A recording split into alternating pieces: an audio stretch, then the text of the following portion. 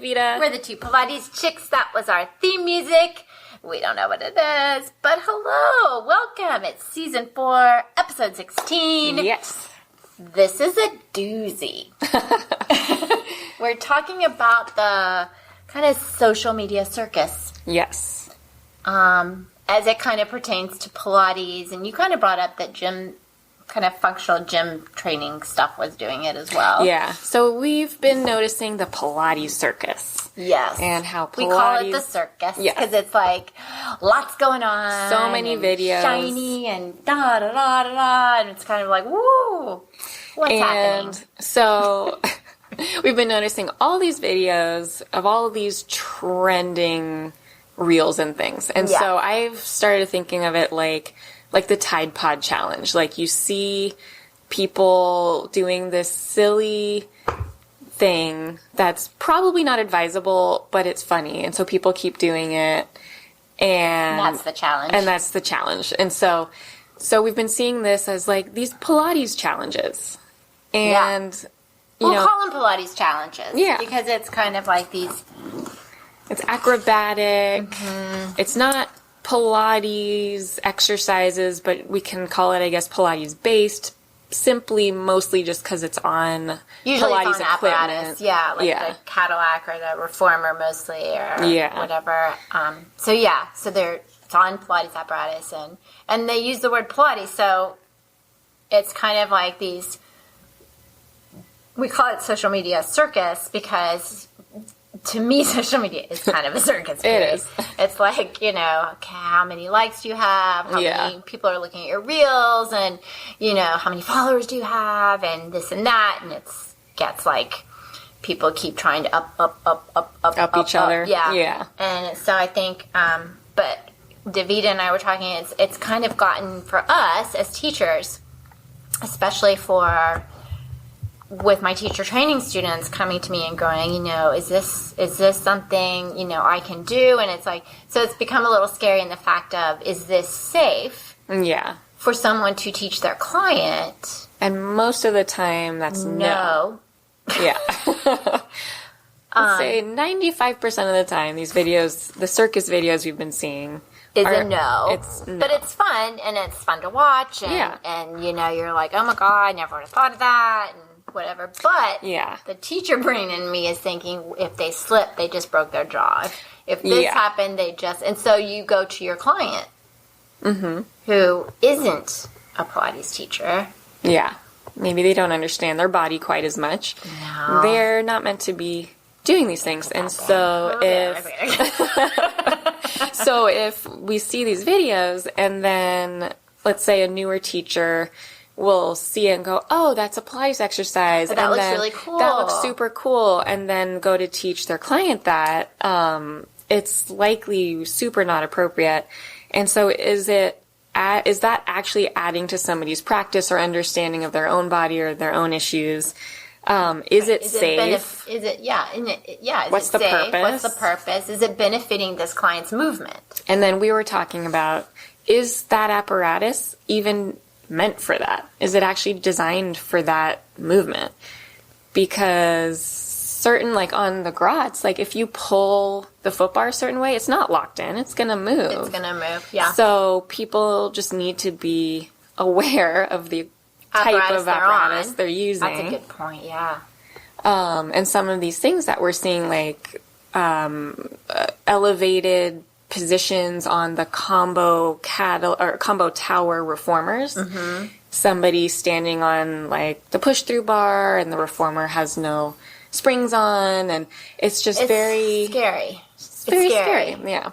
I had a teacher once who told me, think of the worst thing that could happen to your client in this situation. Yep. And then judge for yourself if you're going to put them in that. And I think that's what we need to think about. Is like, and that's where I go when I watch some of these videos. Is like, what's the worst? I'm like, oh my God, their shoulder could break. Oh my God, they could fall and break their jaw. Yeah. Oh my God. I mean, that's where I go. It's like, oh my God. And I think as teachers, we're very prone to seeing that. So it's like we're going to be watching the video and noticing all the things that could go wrong.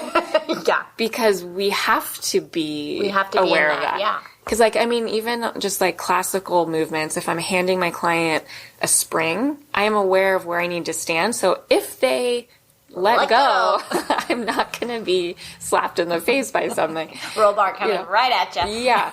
And it's just part of the precautions that you learn in teacher trainings, and you need to be aware of these things. And so if a client is on equipment without, like on their reformer without a spring, there are people that teach that with just like a plank or something without a spring load. And that, like, okay, but that person needs to know, okay, like I tell my clients that there's no spring on this. Be aware of that. You can go flying. And so they're aware of how to place themselves. Yeah. And I think that's really a good point is like, you know, or like you have a lot of spring and you take spring away and you're like, okay, now you only have 2 spring here. So just be aware when you push out or just be aware. But yeah, I think for you and I as teachers, and we've been teaching a long time, and we didn't usually, it wasn't like we normally had this bombardment of social media. Yeah. So we didn't really get exposed to other studios and other teaching and other people in the same way that you do now. Yeah. And it's like your feed is just a constant overload and overstimulation. Yeah. And I think it's important it's kind of like when you see a picture of someone doing a teaser or a picture of someone doing, and it looks so beautiful, right? And you go, oh, it's so perfect. But how many times did it take them to get that picture? You know, how many did they do before they picked that one? And it's the same with all this other stuff. It's like you're just seeing this little moment. Yeah. But you don't know what all happened that led to that. That's another aspect of it. Yeah. What their, you know, practices on their own, or, you know, maybe they're just doing it. Yeah. To get likes and views and followers and whatever. And they don't expect other people to go out and then teach it to their clients. Yeah. And that's, I think, one of the most important things for people, especially new teachers, to realize, like, just because you're seeing this video doesn't mean it's appropriate for a client, doesn't mean it's meant to be taught. It might just be like the Tide Pod Challenge is just a video to be doing. I was goofing off on my reformer. Look what I'm doing. It's like, look at this cool thing. Yeah. But it's not for you to go teach somebody. Yeah. Don't give it to a client. And I think it really goes, you know, into the why and the purpose of that. So with social media, things like we call it a circus, because it is like a circus in terms of, oh, they're hanging from here and they're swinging from this and they're doing that. Some and acrobatics. Like but if you took that into the teaching world, why would you give that to a client, and what would be the purpose of it? Because there are, like, that's one of the good things about social media is that you can connect to so many different people. You can get so many different ideas. There's teachers that I have connected to on social media that I've never met in real life, you know? And you wouldn't have that option. Yeah. And so that's what's so cool, to use it as a tool to yes, get new ideas and see new ways of thinking about certain things, learn a new modification for an exercise, or how somebody would teach a certain type of client. But then there's the flip side of that, which we're talking about, which is this constant bombardment, all of this chaos, all of these different, like, acrobatic videos. And so, yeah, take a step back from it and, like, okay, that's super cool, but why? Yeah. And there's nothing wrong with, like, I think we kind of went into a little bit about in the previous episode, which is kind of a separate subject, but we're kind of talking about how this can really influence new teachers, especially. Yeah. Is that whole industry, and we went through the certification of our industry and whatever. Yeah. And it's kind of like you have to kind of think about that as you're going through social media and you know, we represent an industry. We represent a health industry. We represent, you know, helping people heal or wellness. And wellness. Yeah. And as teachers, we need to take that very responsibly. Yeah. And I think really understanding the why and the purpose and what you're giving that client, instead of thinking, like we were talking about, the newer teacher might be, oh, my client's getting bored, I need to this looks really fun, I'll let them do this. Yeah. But that's not enough of a purpose. Yeah. That reason, which again, we've talked about in other episodes, where it's like, we can't be giving somebody just because we can't be giving a client an exercise just because we're afraid of them being bored. Because more than likely, they're not bored. Yeah. Even if you're doing the same thing or similar things a lot, like there is a level of needing to work the foundation and learn those basics before you can do more. And, you know, those blocks. Yeah. Just like any practice, you have to repeat and build on it. But with a client, especially somebody who's maybe not very athletic or came to us with an injury, or, you know, we're not going to be giving these exercises just because we're afraid they're going to be bored. Like, we want an actual reason. Why am I giving this person this exercise? This helping them. Yeah. And I think it's funny because you said, and I know you've had clients as well as probably people out there have had, with all our millions of listeners, is even athletic people and healthy people may not have that foundation in their own body for the things you're asking them to do in the circuits. Yep, completely. Because some of these things we see, it's like, like I couldn't do that. And I don't think I should. No. It's like, yeah. But I think you've got to kind of, maybe, I look at it as entertainment. It's like, and that's kind of what it is. Yeah. And that's how we should look at it, is it's like entertainment. You know, someone's in their studio, they're doing something they think is fun, and look at this, and I'm playing around, and that's great. Yeah. But I think when you think about taking that of what someone has done and teaching it, or even doing it, like you said, I mean, there's so much you've got to think about in terms of safety. Yeah. And capability and connection for that person. And why? Completely. I think that's our main question. Why? Well, that's what we always say. Yeah. We're like, why? But why? Why? But I think that is a good point, like seeing it as entertainment and kind of fun instead of, oh, this is something to give someone. Yeah. And there's a lot of comments on these videos of like, oh, I can't wait to try that. No, I can't wait to teach that. And we're like, oh, no. No, don't. No. Like, oh yeah, it's fun, it's cool, but don't teach it. Well, I think it's also on that kind of no, is like that aspect of the new teachers, because I have a lot of students that are either in training or just out of training, and this is like a new thing where I feel like, I don't know, maybe, no.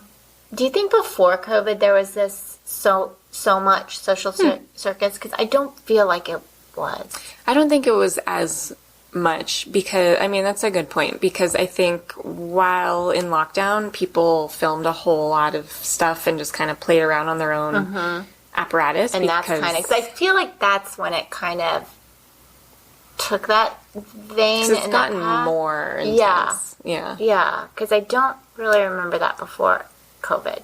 I mean, there's always been the, like, different challenges and different types of things. But it's, in Pilates in particular, the acrobatics of it has gotten definitely more the last few years. Yeah. Because I have students, like I said, that were either in teacher training, going through it, or just out, and they get on social media, and they'll be like, is this a Pilates exercise? Is this right? Is this, do I need, I don't know this?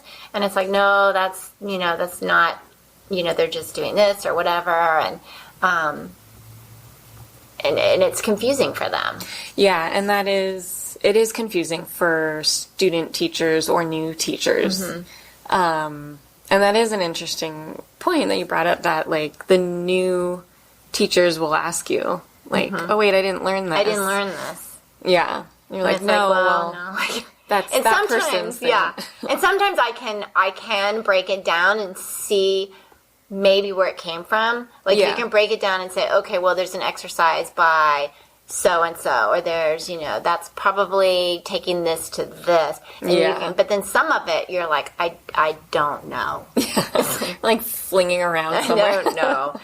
But no, don't do it.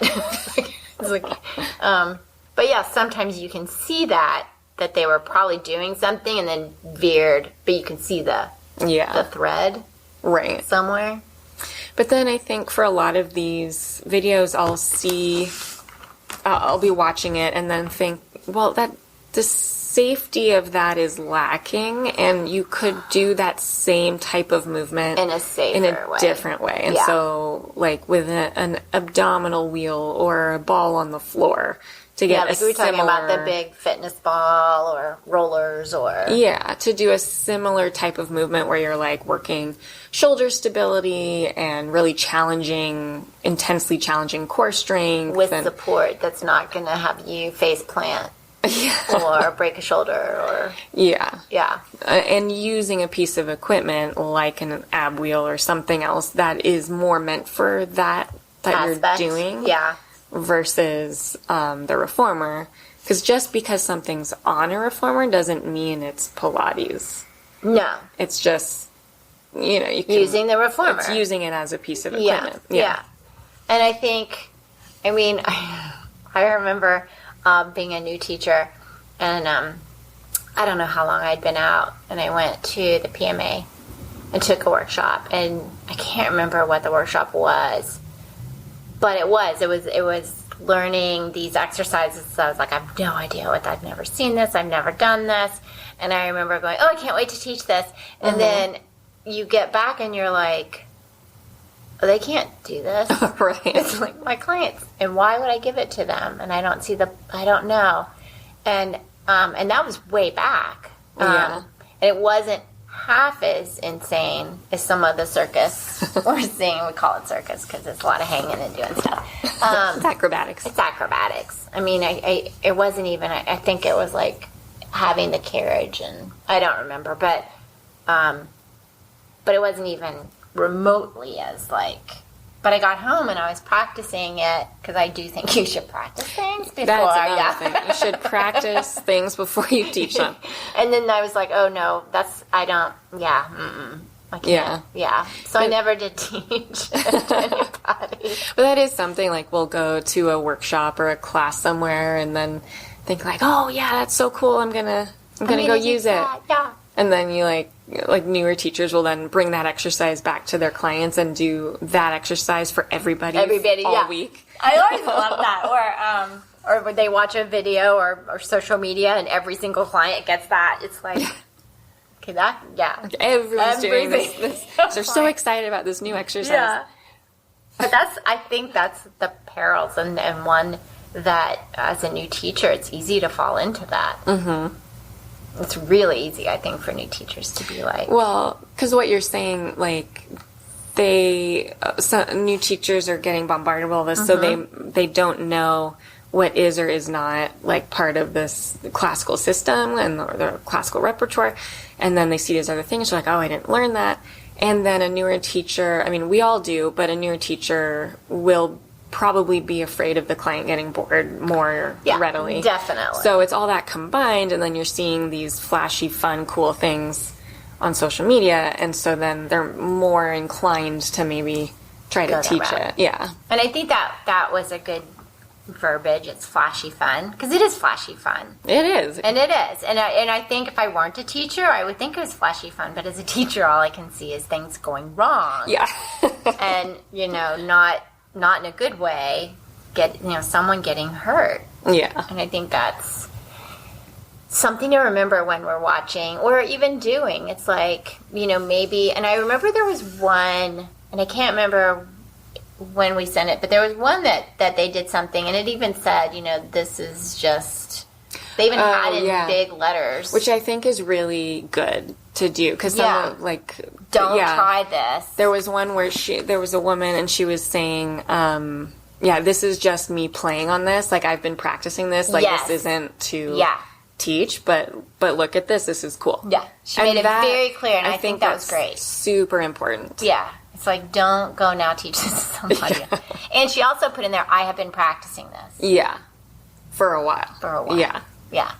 And that was one of those, like, no springs, and where you could be looking at it and be like, oh, that, and that can go wrong. But I really appreciated her stating that, like, I've been working on this and practicing this. Do not try this. Don't do not teach this. Yeah, so I think, that's something that maybe, we need to think about as an industry, too. Yeah. Is, but I also think if you go to the whole social media circus, as we're calling it, and thinking what's the worst that could happen. But also, it's like, how important is it to get views, to get likes, to get... Because I know for you and I, it's like we've just, on both our accounts, like our personal business accounts and then the two Pilates Chicks, we've been very... this is who we are. This is what we do. We're not going to do anything that's not us. Not us. Yeah. And if people follow, great. And if they don't, okay. Yeah. We had that one, which we never understood. We did some reel on a Friday, and it didn't hit. Nothing happened. 3 weeks later, we wake up on a Saturday, and it was like boom, bada boom, bada boom. 30,000. And we're like, what? We had no idea why. And right. It's like... It's cool. Like okay. You never know. You never know. But we're not going to sit there and try. Yeah. But I think it's important to remember, that I think social media is great, like you said, to connect to different teachers. It can be a great tool when used well. Yeah. And I can keep up with my friends that are in London or Australia. Or, you can keep up with them on social media and see what they're doing, but I think it's important, especially for new teachers, to maybe take a step back and look at the whole circus and go, okay, why would I teach this? Why would I do this for myself? Like, if you were going to try it out, why would? And what's the worst thing that could happen to me? And then maybe I don't do it. Maybe not. Or maybe I add a spring to support, or like you said, do something on the floor, different kind of equipment. And some of those type things that people are writing, they're like, don't do this without a spotter. Yes. So maybe make sure somebody's there. Yeah. Spotting is very... Yeah, I think... I was watching Kara. Kara's been... Kara Reeser. Love. Hello, Kara. She... usually it's Monday movement, but Monday was holiday, so she did it today. So it was so funny. She was doing kind of this crab thing that went into a headstand thing, and she made it very clear in the beginning. If you do not have a headstand practice, then don't attempt this on your own, or maybe have a spotter. It's like, yes, I'm going to go into this move, right? Yeah. But if you do not do this normally... Exactly. And I think that's what we need to remember when we're doing things on social media. Is like, if you normally don't do things along this vein... Yeah. Maybe have a spotter, or maybe don't not do it. Yeah. Build up towards it. Like, you don't have to all of a sudden do the whole thing. Break it down like we do any exercise in Pilates. Build the blocks. But I mean, it is fun, and you and I have huge amount of entertainment when we get on social media. And but I think it's important to realize, I think sometimes, I don't know, I'm going to get on a little soapbox. But sometimes I think it might be important to think about, what we are putting out there. Yeah. How it can be taken, and what could happen, like we talked about in the last podcast, where the woman is suing the Pilates studio because she broke her elbow. Yeah. So it's kind of like, think about what you're putting out there in terms of, or maybe just put like that. I wish we knew who that was, because we could give her credit. Yeah. But little disclaimers, because a lot of physical therapy accounts on Instagram will put disclaimers like, this is not a medical advisement. Talk to your whoever. So things like that too, because we're in the fitness industry. We want people to be healthy and strong, and we want to show what we can do. And so there's these fun videos, but we're also in health and wellness, and it's important to put the disclaimers out and be responsible for what we're putting out there. Yeah, I think that's key, is just be responsible for your own, kind of your content, output into the content into the world. Yeah. Because there's nothing wrong with the Pilates Circus, as we call it. 'Cause, you and I are like, what? Oh my gosh. Because you could go into the social media circus and someone does the full expression of squirrel, right? Sure, you could be like, oh my God. But I'm not going to sit there and fling my body onto the Cadillac and go into the full squirrel, right? But I can appreciate the whole, it's like, because I remember students like, is this a thing? And I'm like, well, yes, it is. Actually, that one is. That one is. She's like, oh my gosh, we didn't learn that. I'm like, no. No, you're not. Didn't learn that one. But yeah, I mean, it's just the same thing. It's like realizing you can appreciate, you can whatever, but realizing that, and I think, and I can't remember who it was that had the squirrel up that I watched this one, but it was like, that this has been a journey, this has been worked on. Yeah. Yeah. This is the end result of a lot of practice. Yeah, a lot of practice. Yeah. A lot of things I had to pull together to get to that moment. Yeah, all those building blocks. Yeah, and that's something I think people forget about on social media. We're seeing the final product, the best take of a picture or a video or whatever that people are putting out. How long it took them to get there. We forget about all the building blocks that happened before, all the steps that it took to get there. And it's important to remember, like, you're looking at somebody's best take of that exercise. It's like their picture. best angle, right? Yeah. It's like, is this good? Is this good? Yeah. Is this good? Yeah. Okay, we'll go with this one. Yeah, and that's important to remember, because they don't show the bloopers. Right. That would be funny. I would like the bloopers, actually. That could be fun. I know. Yeah. We should do bloopers. We could do many bloopers. We had have a a few lot of before we bloopers. started. Right now. It is true. But I think, I don't know, do you think the main thing for us on this is just maybe thinking about putting little disclaimers? I think that would probably solve the problem. Just having a disclaimer. There are people out there going, I didn't know we had a problem. Yeah. But yeah, just being aware of how our content can be taken, and thinking about the safety, and new teachers realizing these are not things that are necessarily meant to be taught. They can just be there for fun and for views. Yeah, it's entertainment.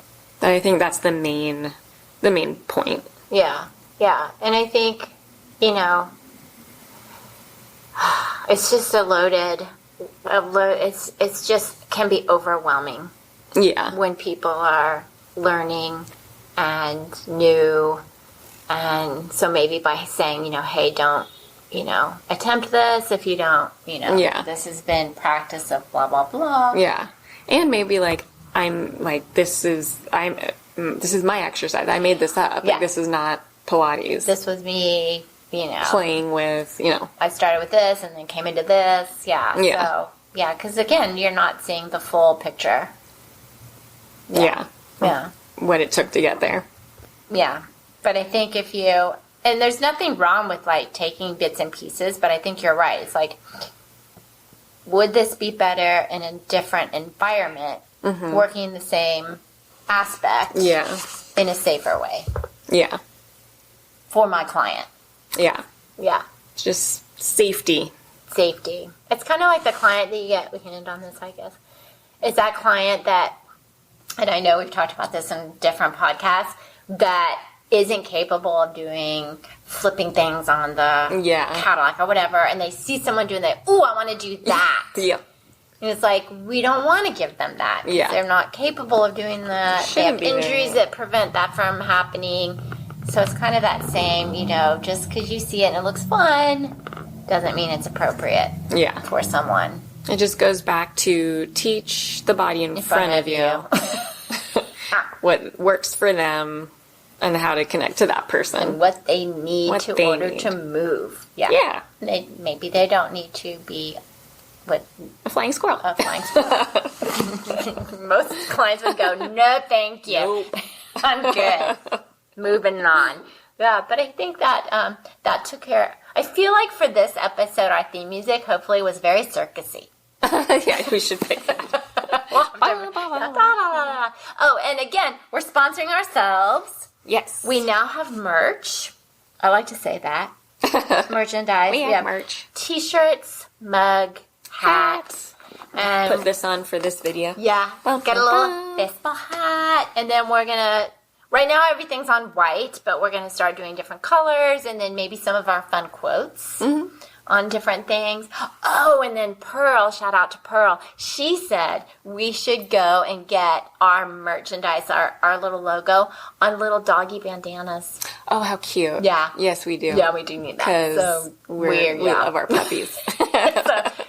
So keep an eye out for that. Maybe we'll announce it with our puppies wearing it. But I think that was a good idea. So more things coming up. But thank you, and just be safe out there, and just kind of look at social media as, you know, just a fun time. Yeah. Yeah. And it can be informative, but just be aware why. Do the cost-benefit analysis. Cost, yes. Pros and cons. Pros and cons. Is this a good idea? What's the worst thing that could happen? Because it could. And then practice a lot before you take a video. And then put a little disclaimer. Do not try this. Do not try that at home. Oh my god. But thanks for listening, guys.